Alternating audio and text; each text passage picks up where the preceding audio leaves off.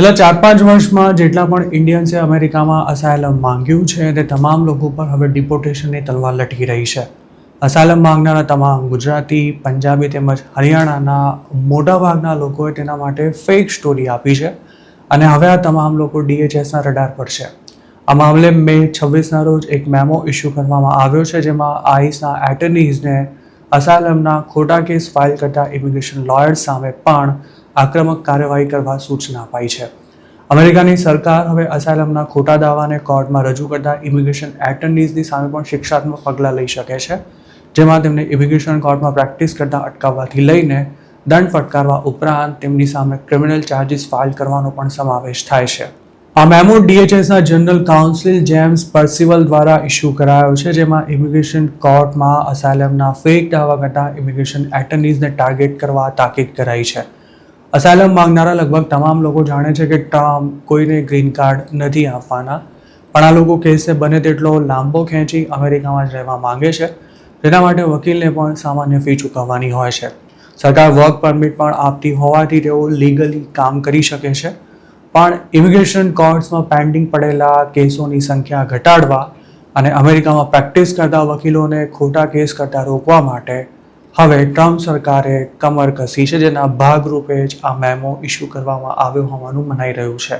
DHSના મેમોમાં કોઈ નવી પેનલ્ટી કે પછી નિયમનો ઉલ્લેખ નથી કરાયો, પણ તેમાં એટલું ચોક્કસ જણાવાયું છે કે આઈસવાળા હવે અસાયલમ માટે ફેક સ્ટોરી આપનારા ઇમિગ્રન્ટ્સની સાથે સાથે તેમના વકીલોને પણ સાણસામાં લેશે. અસાયલમ માટે ફેક સ્ટોરી આપનારા, તેને તૈયાર કરનારા કે પછી પુરાવા ઊભા કરનારા લોકોને હવે $4,730 થી લઈને $11,823 સુધીની સિવિલ પેનલ્ટી પણ ફટકારવામાં આવી શકે છે. આ મેમોમાં સ્પષ્ટ શબ્દોમાં જણાવાયું છે કે ઘણા વર્ષોથી લાખો ઇલીગલ એલિયન્સ અમેરિકાની ઇમિગ્રેશન સિસ્ટમમાં ફ્રોડ કરતા રહ્યા છે અને આવા સૌથી વધુ ફ્રોડ્સ ઇમિગ્રેશન કોર્ટ્સમાં જ થાય છે.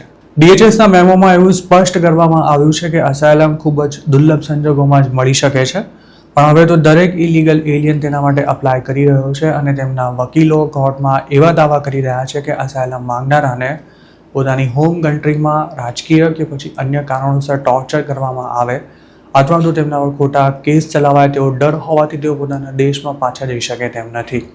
આઈસનું દ્રઢપણે માનવું છે કે અમેરિકામાં રહેતા લાખો ઇલીગલ ઇમિગ્રન્ટ્સને પોતાના દેશમાં ટોર્ચર કરવામાં આવે તે વાત માન્યમાં આવે તેવી નથી. અમેરિકામાં રહેતો કોઈ પણ ઇમિગ્રન્ટ અસાયલમ માટે અપ્લાય ચોક્કસ કરી શકે છે, પણ અસાયલમ કોઈ હક નથી કે દરેક ઇમિગ્રન્ટ તેને મેળવી શકે. અમેરિકાના કાયદા અનુસાર દેશમાં લીગલી કે પછી ઇલીગલી કોઈ પણ રીતે આવેલો એલિયન 1 વર્ષની અંદર અસાયલમ માટે અપ્લાય કરી શકે છે. જોકે અસાયલમ મેળવવા માટે તેણે પોતાને હોમ કન્ટ્રીમાં કેમ જોખમ છે તેના મજબૂત પુરાવા રજૂ કરવા પડતા હોય છે. અસાયલમ માંગનારા ઇન્ડિયન્સની જો વાત કરીએ તો મોટાભાગના લોકોએ પોતે અમુક રાજકીય પક્ષ સાથે સંકળાયેલા હોવાથી કે પછી અમુક ધર્મમાં માનતા હોવાથી ઇન્ડિયામાં ખતરો છે તેવી ખોટી સ્ટોરીઝ ઊભી કરી છે. તેમાંના મોટાભાગના લોકો પાસે તો પોતાની સ્ટોરી સાચી સાબિત કરવા માટે કોઈ પ્રૂફ પણ નથી અને અમુક લોકોએ તો પોતે ગે હોવાના પણ દાવા કર્યા છે. આ ઉપરાંત જમીન મકાનના ઝઘડા અથવા લવ મેરેજને કારણે ઇન્ડિયામાં પોતાના જીવ પર જોખમ છે તેવા દાવા કરનારા લોકોની સંખ્યા પણ નાની સોની નથી. અસાયલમ ફ્રોડ આચરનારા ઇમિગ્રેશન એટર્ની સામે અમેરિકાની સરકારે ભૂતકાળમાં પણ કડક કાર્યવાહી કરી જ છે. જેમ કે 2023માં ન્યુયોર્કના એક લોયરે ફેક અસાયલમ એપ્લિકેશન્સ તૈયાર કરાવવા ઉપરાંત પોતાના ક્લાયન્ટને કોર્ટમાં કયા સવાલોના શું જવાબ આપવાના છે તેની ટ્રેનિંગ આપી હોવા બાબતે ગુનો કબૂલ કર્યો હતો. 2021માં તો ફ્લોરિડાના એક કહેવાતા ઇમિગ્રેશન એટર્નીને અસાયલમની સેંકડો ફેક એપ્લિકેશન ફાઇલ કરવા બદલ 20 વર્ષની જેલની સજા ફટકારવામાં આવી હતી અને 2019માં ન્યુયોર્કના ક્વીન્સના ઇમિગ્રેશન એટર્નીને અસાયલમ ફ્રોડના કેસમાં 5 વર્ષની જેલની સજા થઈ હતી. DHSનું કહેવું છે કે આ અંગેના કાયદા હોવા છતાં પણ આઈસના લોયર્સ એનો ખાસ ઉપયોગ નથી કરતા, જેથી અસાયલમના ફેક દાવાની સંખ્યા વધતી જાય છે. એક્સપર્ટ્સનું માનીએ તો અમેરિકા હવે ઝીરો અસાયલમ તરફ આગળ વધી રહ્યું છે.